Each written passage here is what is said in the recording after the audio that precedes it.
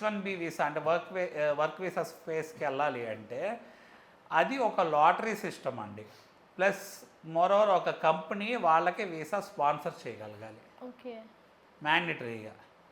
So company ఎప్పుడైతే వాళ్ళకి visa sponsor చేసి అది లాటరీ ఉంటుంది. లాటరీ అంటే ఏంటంటే ఇయర్కి లైక్ లెట్స్ సే అరౌండ్ ఒక 85,000 వీసాలు ఉన్నాయనుకున్నాం. అది ఇండియా నుంచి కూడా అప్లై చేయొచ్చు H1B వీసా అనేది.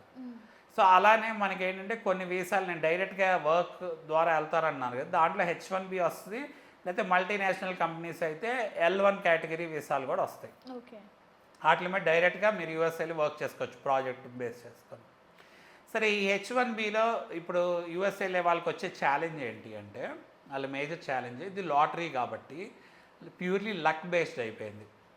అంటే లైక్ లెట్సే ఒక 5 లక్షల మంది ఈ వీసా కోసం ట్రై చేస్తున్నారు అనుకోండి, అప్లై చేశారనుకోండి, అక్కడ వచ్చేది ఓన్లీ ఒక 60,000 మంది నుంచి 85,000 మంది మాత్రమే.